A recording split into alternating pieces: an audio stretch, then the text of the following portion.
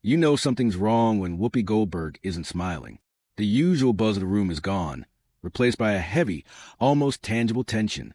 The lights are dimmed lower than usual. The chatter has faded into a thick, uneasy silence.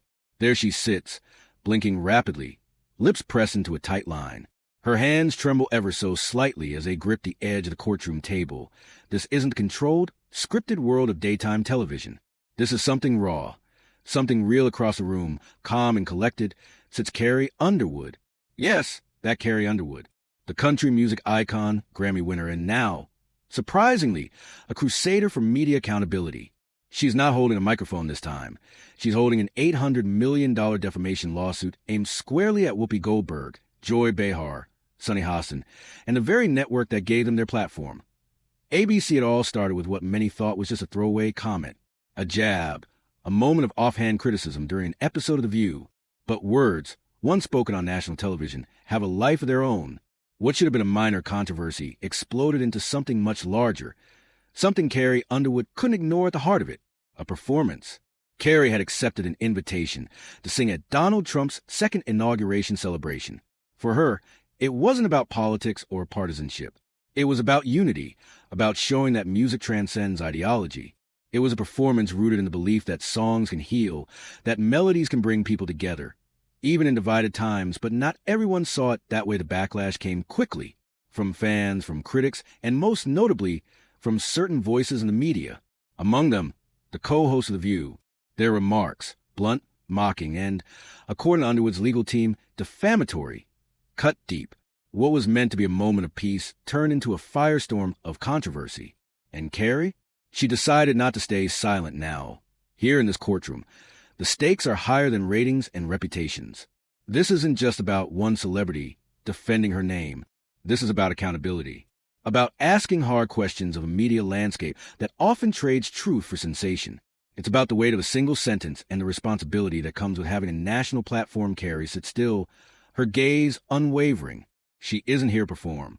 She's here to demand justice, not just for herself, but for anyone who's ever been misrepresented, dismissed, or diminished by a media machine too powerful for its own good. This isn't just a lawsuit.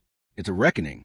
Oh, beautiful for spacious skies, for amber waves of grain, for purple mountain majesties above the fruited plain, America. But when the cameras rolled the next morning on The View, chaos erupted almost instantly. Joy Behar, with her signature smirk, wasted no time. Carrie Underwood, she scoffed, tossing her hands in the air like she was swatting away a nuisance. Whether she was clueless or complicit was anyone's guess. The audience was divided. Some clapped, others gasped, but the conversation steamrolled on, unbothered by the brewing controversy. She says, I love our country. How do you love your country and support and normalize somebody who was a convicted felon who really wants to destroy the country, in my opinion? Sunny Hostin leaned in, her gaze sharp and unflinching, poised to strike with precision. Let's call it what it is, she said coldly. Carrie's siding with that administration isn't about unity. It's about aligning with hate. The room tensed. And then Whoopi Goldberg, with a grin that practically screamed, watch this go viral, leaned into Mike. Oh, Carrie must think this is just another country tune. Sweetheart, this isn't a love song. This is a political catastrophe. Laughter erupted in the studio. The crew chuckled along, the audience howled, and the segment rolled forward like nothing seismic had just happened. Just like that, Carrie's name disappeared from a teleprompter, as if erasing her from the conversation could erase the sting of what had been said. But behind the scenes, in Carrie's world, the damage had already been done. Unlike many celebrities, she didn't clap back with a snarky tweet or record a tearful TikTok. No dramatic Instagram posts, no filtered selfies with long captions about resilience. Instead, she picked up the phone and called her legal team. Sources close to her say she was stunned, not just by the criticism, but by its cruelty. This wasn't commentary. It was character assassination dressed up as daytime banter. I can't sing a lick, but I certainly, and I have not been asked, but if I were asked, it would be a hard no. Well, they wouldn't ask me, so I have no. Right. Carrie Underwood had finally had enough. Just weeks after that now infamous episode of The View aired, she filed what would quickly become one of the most talked-about lawsuits in television history. The amount? A staggering $800 million. The defendants? Whoopi Goldberg, Joy Behar, Sunny Hassan, and of course, ABC itself. The charge: defamation, media bullying, and a deliberate, coordinated attempt to tear down a woman who had simply performed a song at a political event Carrie's legal team came out swinging. Relentless, focused, and armed with a mountain of evidence that would send any PR team into crisis mode. They presented a full transcript of the segment, behind-the-scenes production notes, and even internal ABC emails with subject lines like asterisk, use Carrie to stir outrage. Asterisk, one producer allegedly wrote, asterisk, we need a spark tomorrow. Let Joy go after the patriotism angle. Whoopi can deliver the final blow suddenly. Everything changed. The lawsuit revealed this wasn't a heated moment of unscripted commentary. It was a carefully orchestrated attack. Ratings-driven, deliberate, mean-spirited, and it had consequences in the days following the episode. Carrie's world shifted. A lucrative endorsement deal with a major health brand quietly vanished. A headlining performance at a major awards show was canceled without explanation. Industry whispers labeled her too controversial. But instead of retreating, Carrie stood tall in her official statement to press. She didn't mince words. Asterisk, this is not about political parties. This is about respect. It's unacceptable for any woman, regardless of her views, to be mocked, ridiculed, and targeted on live television for simply doing her job. The View didn't issue an apology. In fact, they didn't acknowledge the lawsuit at all, at first. They laughed it off. Mocked her again. They underestimate her, but now, no one's laughing as the lawsuit gained traction. Headlines exploded across the media landscape. Carrie Underwood sues The View for $800 million. View hosts under fire for character assassination. Inside the lawsuit that could reshape daytime TV. And through it all, Carrie remained composed. No interviews. No social media rants. No revenge tour. She let the court filing speak for her. The message was clear. This wasn't just about Carrie Underwood. It was about a culture of cruelty, the unchecked power of media personalities, and the consequences of using a platform to tear others down. Now, that culture is being called to account, one lawsuit at a time. Carrie Underwood will take the stage at Trump's inauguration singing America the Beautiful. She said to the Post, I love our country and I'm honored to have been asked to sing at the inauguration and to be a small part of this historic event. I am humbled to answer the call at a time when we must all come together in the spirit of unity and looking to the future. Well, that wasn't good enough for the tolerant left, of course, who is outraged over Carrie being outed as MAGA. X is blowing up with jokes about how she should sing her hit song Before He Cheats. Some are calling for her to be boycotted and canceled. The first day in court didn't just feel dramatic. It felt cinematic, like a high-stakes legal thriller playing out in real time, with all the tension, media frenzy, and spectacle one could imagine. Outside the courthouse, camera flashes exploded like fireworks, and a long line of spectators wrapped around the block, all hoping to catch a glimpse of what was quickly being dubbed asterisk the media trial of the decade. Carrie Underwood was the first to arrive. There was no red carpet, no entourage, just her, in a sharp navy blue power suit, blonde hair pulled back into a sleek ponytail, and an air of calm determination that said, asterisk, I'm here to win. Asterisk, she didn't wave to the press or acknowledge the cameras. She walked with purpose, poised, focused, unshaken. It was the kind of quiet strength that comes only after weathering a storm and refusing to let it break you. Then came Whoopi Goldberg. The contrast couldn't have been more striking. Draped in a heavy black coat and oversized sunglasses, she stepped out of her vehicle with tight lips and tense shoulders. Gone was the carefree, quick-witted talk show host. In her place stood someone facing the very real weight of a legal reckoning. No smirks, no jokes, no eye contact, just silence and unease inside the courtroom. The tension only escalated. Carrie sat calmly at the plaintiff's table, occasionally leaning in to confer with her attorneys. Across the room, Whoopi fidgeted, her fingers clenched around the armrest, avoiding eye contact as if the gaze of the courtroom itself was too much to bear. Carrie's legal team wasted no time. They opened with a series of video clips that landed like punches. Joy Behar mocking Carrie's patriotism, Sunny Hassan questioning her morality, and Whoopi laughing at her intelligence and her faith. The jury watched in stunned silence. The tone was set. The battle lines were drawn, and everyone in that room knew they were witnessing history unfold. So I get why she did it. I say. I mean, right? It is country music. I think I'll tell you right now, I wouldn't do it, even though I You can't would not sing? No, I would not. I would not normalize him. And she says, I love our country. How do you love your country and support and normalize somebody who was a convicted felon who really wants to destroy the country, in my opinion? The jury winced. The judge's frown deepened. And then the real bombshells dropped.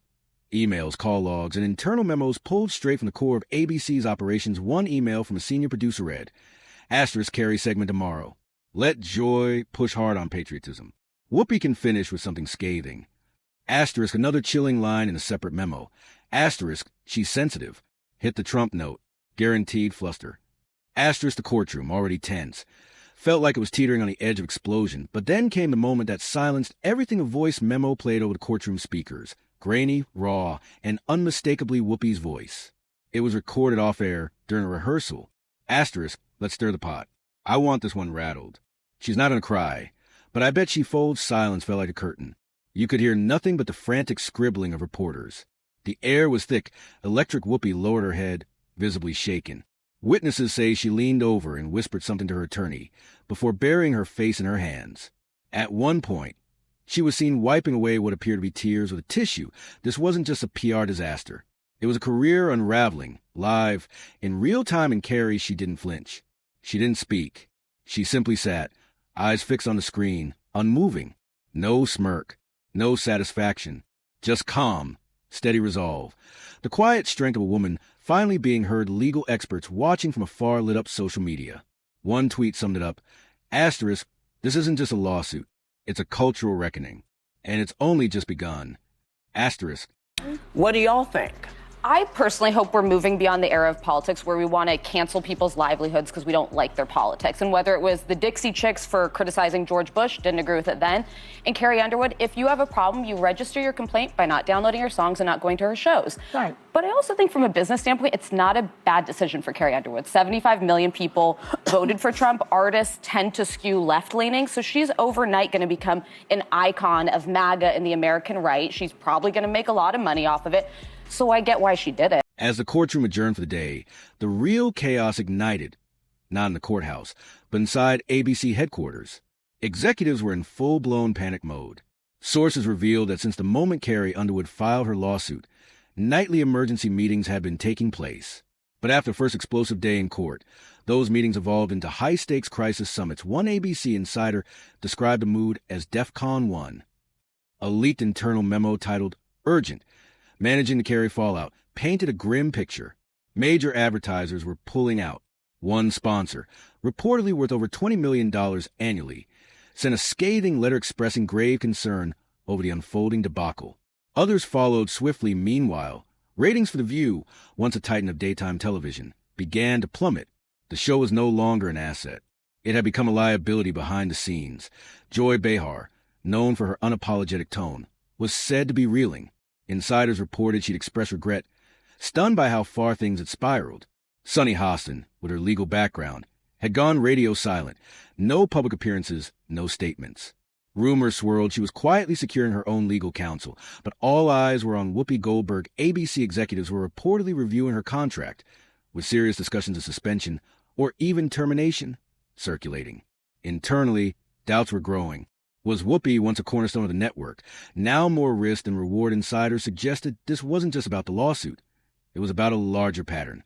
Years of controversial commentary, unchecked moments, and on-air attacks had finally caught up. Meanwhile, Carrie stood firm.